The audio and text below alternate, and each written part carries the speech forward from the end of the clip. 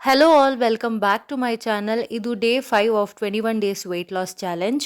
Last ವಿಡಿಯೋದಲ್ಲಿ ಹೇಳ್ದಂಗೆ ನಾನು ನೈಟ್ ಮದುವೆಗೆ ಹೋಗಿದ್ದೆ. ಸೊ ಬರೋದು ಲೇಟಾಗಿ ನನ್ನ ಮಗುನ ಮಲಗಿಸಿ ವಾಕ್ ಎಲ್ಲ ಮುಗಿಸಿ ನಾನು ಮಲಗೋ ಅಷ್ಟೊತ್ತಿಗೆ 11:45 ಅಥವಾ 12 ಆಗೋಗಿತ್ತು. ಸೊ ನನಗಂತೂ ನೈಟ್ ಸರಿಯಾಗಿ ನಿದ್ದೆ ಆಗಲಿಲ್ಲ ಅಂದರೆ ಬೆಳಗ್ಗೆ ಆ್ಯಕ್ಟಿವ್ ಆಗಿ ಇರೋದಕ್ಕೆ ಸಾಧ್ಯನೇ ಆಗೋದಿಲ್ಲ. ನಿಮಗೂ ಹೀಗೇನಾ ಅಂತ ನನಗೆ ಕಮೆಂಟ್ ಸೆಕ್ಷನಲ್ಲಿ ಹೇಳಿ. 2 ಅಲಾರಾಮ್ ಇಟ್ಕೊಂಡು ಕೊನೆಗೆ ನಾನು 5:40ಗೆ ಎದ್ದೆ.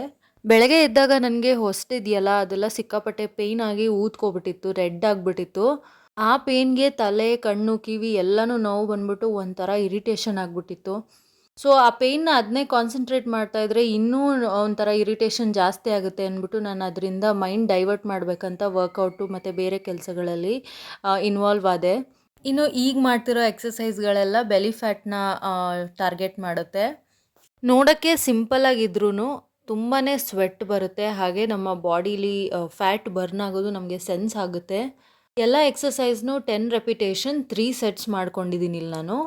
ಆಲ್ಮೋಸ್ಟ್ ಒಂದು 30 to 40 ಮಿನಿಟ್ಸ್ ಆಗಿದೆ ಇದನ್ನೆಲ್ಲ ಮಾಡೋ ಅಷ್ಟೊತ್ತಿಗೆ. ಅದರಲ್ಲೂ ರೆಸ್ಟ್ ತೊಗೊಂಡು ಮಾಡ್ತಿದ್ದೆ, ಯಾಕಂದರೆ ನನ್ನ ಬಾಡಿ ಇವತ್ತು ಆ್ಯಕ್ಟಿವ್ ಆಗಿರಲಿಲ್ಲ. ಒಂದು ನಾವೇನು ನೆನ್ಪಿಟ್ಕೋಬೇಕು ಅಂದರೆ ನಮ್ಮ ಗುರಿ ಮತ್ತು ಇಂಟೆನ್ಷನು 100% ಸ್ಟ್ರಾಂಗ್ ಇತ್ತು ಅಂದರೆ ನಮ್ಮ ಔಟ್ಕಮ್ ಕೂಡ 100% ಇರುತ್ತೆ ಅಂತ ನನಗನ್ಸುತ್ತೆ. ನೀವೆಲ್ಲ ಕೇಳ್ಬೋದು, ಇವಾಗ 5 ದಿನ ಆಗಿದೆ, ಇದರಲ್ಲಿ ನಿಮಗೆ ಎಷ್ಟು ವೆಯ್ಟ್ ಲಾಸ್ ಆಗಿದೆ ಮತ್ತು ನಿಮ್ಮ ಈ ರೂಟೀನ್ ಎಲ್ಲ ವರ್ಕ್ ಆಗ್ತಾ ಇದೆಯೋ ಇಲ್ವೋ ಅಂತ. ನೆಕ್ಸ್ಟ್ ವಿಡಿಯೋದಲ್ಲಿ ಖಂಡಿತವಾಗ್ಲೂ ನಿಮಗೆ ಲೈವ್ ಆಗಿ ನನ್ನ ವೆಯ್ಟ್ ಚೆಕ್ ಮಾಡಿ ತೋರಿಸ್ತೀನಿ.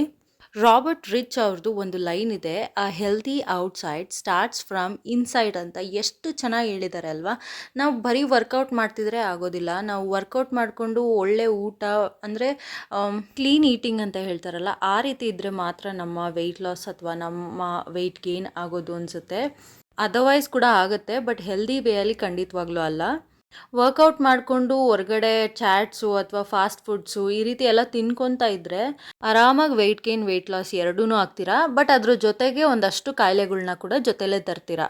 ಅದಕ್ಕೋಸ್ಕರನೇ ನಮ್ಮ ಹೆಲ್ತಿ ಲೈಫ್ ಸ್ಟೈಲ್ ಹಾಗೆ ನಮ್ಮ ಬಾಡಿ ಕೂಡ ಹೆಲ್ದಿಯಾಗಿರಬೇಕು ಅಂದರೆ ನಮ್ಮ ಕಿಚನಿಂದನೇ ಸ್ಟಾರ್ಟ್ ಆಗಬೇಕು ಅಂತ ನಂಗೆ ಅನಿಸುತ್ತೆ.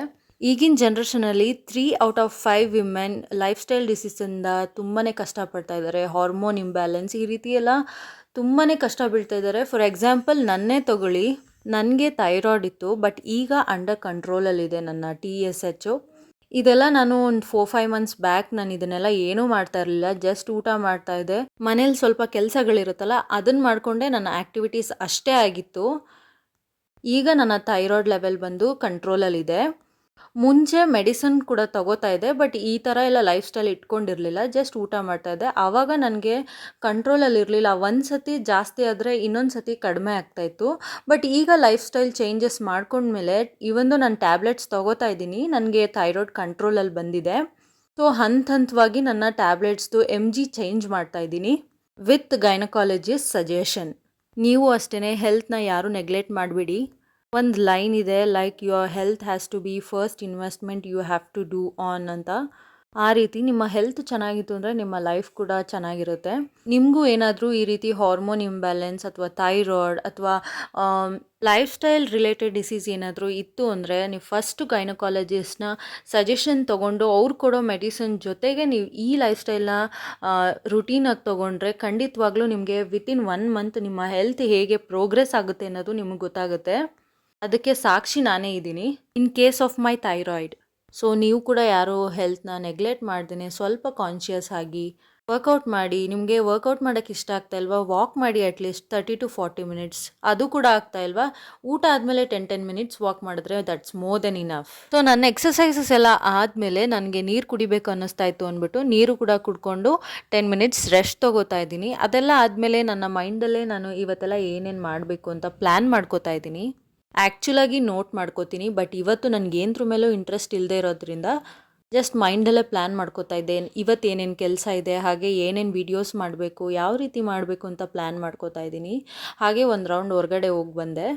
ಇನ್ನು ಬ್ರೇಕ್ಫಾಸ್ಟ್ಗೆ ಪೂರಿ, ಸಾಗು ಹಾಗೆ ಚಟ್ನಿ ತೊಗೋತಾ ಇದ್ದೀನಿ. ಈ ಪೂರಿ ಬಂದ್ಬಿಟ್ಟು ಮೈದಾದಲ್ಲ, ಗೋಧಿದು.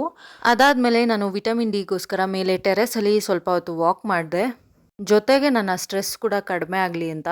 ಅಲ್ಲಿಂದ ಬಂದು ಮತ್ತೆ ಒಂದು ಕಪ್ ಟೀ ಕುಡಿದೆ. ಲಂಚ್ ಮತ್ತು ಡಿನ್ನರ್ ಎರಡಕ್ಕೂ ರೈಸ್ ರಸಮೇ ತೊಗೊಂಡೆ, ಯಾಕಂದರೆ ನಂಗೆ ಫುಲ್ಲು ತಲೆ, ಕಿವಿ, ಕಣ್ಣು ಎಲ್ಲ ಹಿಡ್ಕೊಂಡಂಗೆ ಆಗಿಬಿಟ್ಟಿತ್ತು ನನಗೆ ಟೂತ್ ಪೇಯ್ನ್ ಬಂದಿರೋದಕ್ಕೆ. ಸೊ ಡಿನ್ನರ್ ಮುಗಿಸ್ಕೊಂಡು ಈ ದಿನನ ಎಂಡ್ ಮಾಡ್ತೀನಿ. Thanks for watching.